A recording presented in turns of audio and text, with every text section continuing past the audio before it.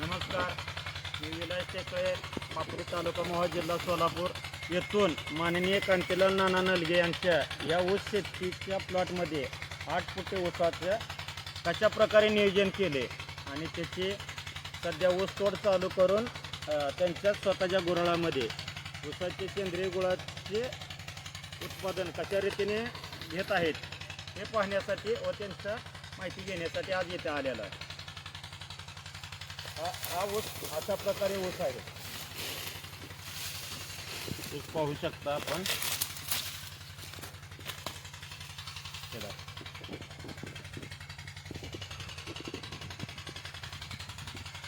वरपर्यंत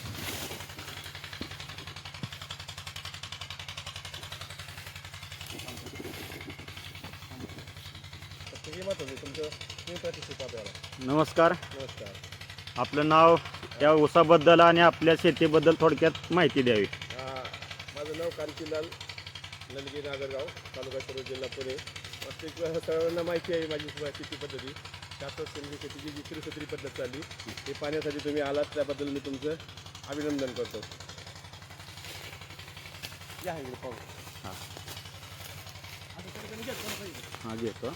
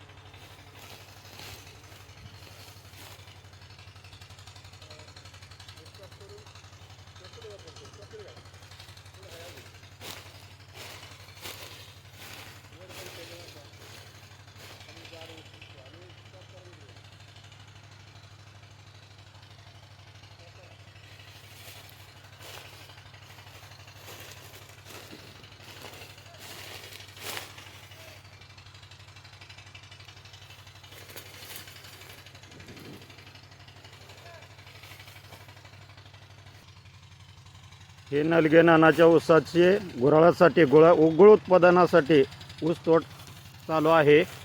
त्याच्यातीलच हा ऊस आपण पाहू शकता कशा प्रकारे ऊस आहे.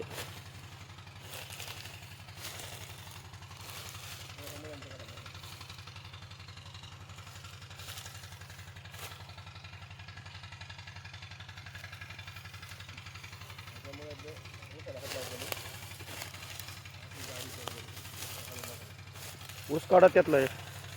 नंबर राहू दे काढू ना.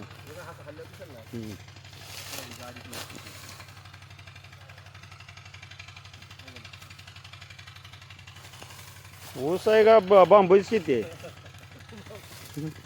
एक ऊस 4-4 किलो होत काय काही सरासरी 2 किलो मी पकडत असतो.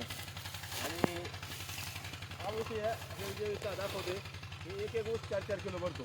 4 किलो? हो 4 किलो, परंतु सरासरी मी 2 किलो पकडतो. बर. त्यामुळे 80-85 टन ॲव्हरेज मला अशा असं सेंद्रिय शेतीला ऊस ऊसाचा पट्टा किती फुटाचा? पट्टा 8 फूट.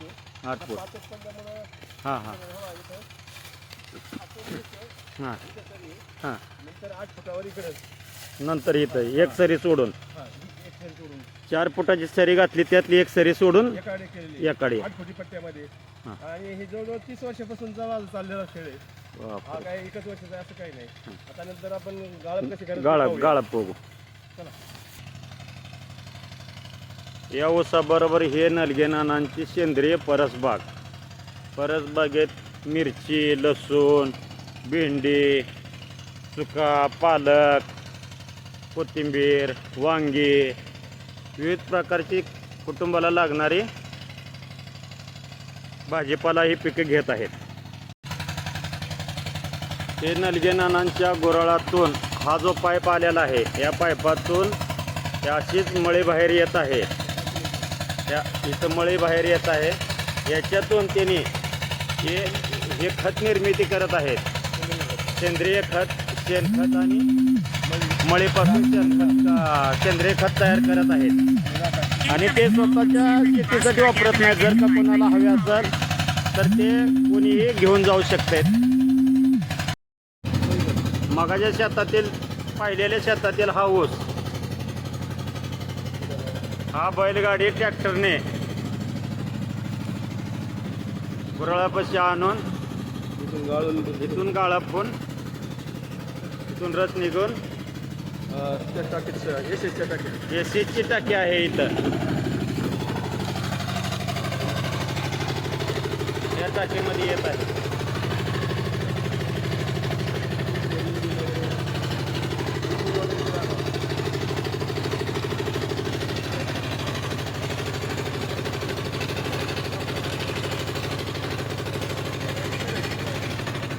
मग ते टप्प्याला येतात.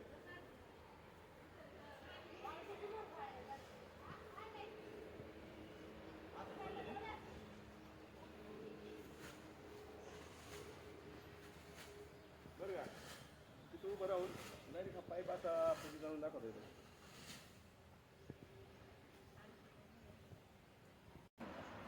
थांबायची कोणी काय करते हे घे बस ते खालतात बांधली वगैरे असा काय बोला घे मग आता जोरच गाळा तू बोलता ना. आता जो आपण हा शेतातील ऊस पाहिला हा गाळप होऊन त्याच्यातून नंतर हा कढईत येऊन कशी प्रक्रिया पुढे चालू आहे हे पाहत आहात.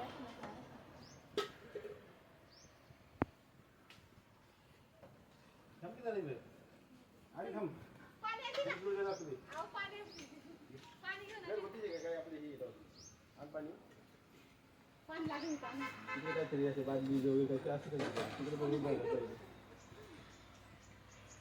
काहीतरी दे ना ते मजूर असतात वगैरे. गुळ निर्मिती ठिकाणचा सर्वात महत्त्वाचा पॉईंट म्हणजे स्वच्छता. स्वच्छतेला किती महत्त्व दिलं हे नलगे नानांच्या गुराळावर आल्यावर पाहायला मिळते. गोळ करण्याचा स्टेनलेस हे स्टेनलेसचा वापर आहे. एस एस स्टेनलेस स्टीलचा वापर आहे. हे विविध प्रकारचे गुळाला साईज देण्यासाठी वेगळे मॉडेल. बारीक डेप बनवण्यासाठी हा मोठा 1 किलोचा पॅकिंगसाठी, ही 10 ग्रॅमच्या पॅकिंगसाठी. ती सगळ्यांची पॅकिंग या सर्वांची मिळून पॅकिंग इथं पॅकिंग करून ठेवण्यात आलेली आहे.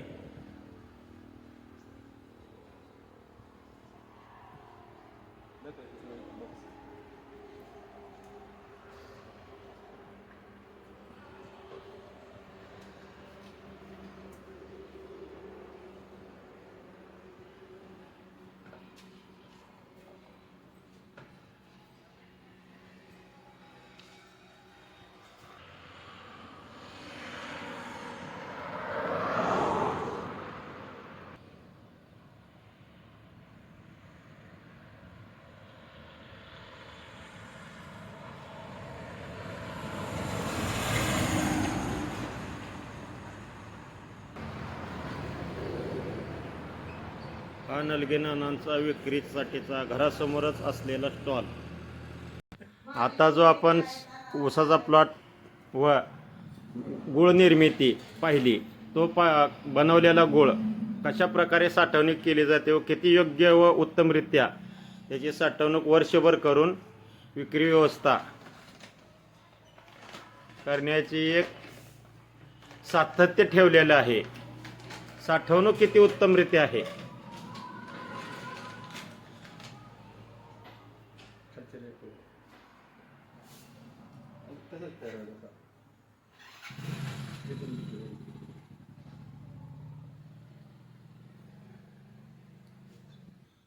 हे सध्या गुळाचं स्टॉक त्यासाठी योग्य प्रकारचा रॅक बनवलेला आहे. नानांचं घर म्हणजे ते गुळाचं गोडाऊनच आहे पूर्ण.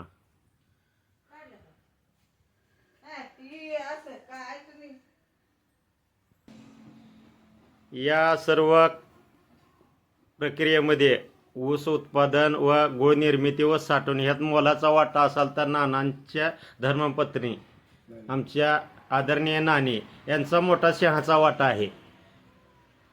हे असे जोड जवळ या नाना जरा छान.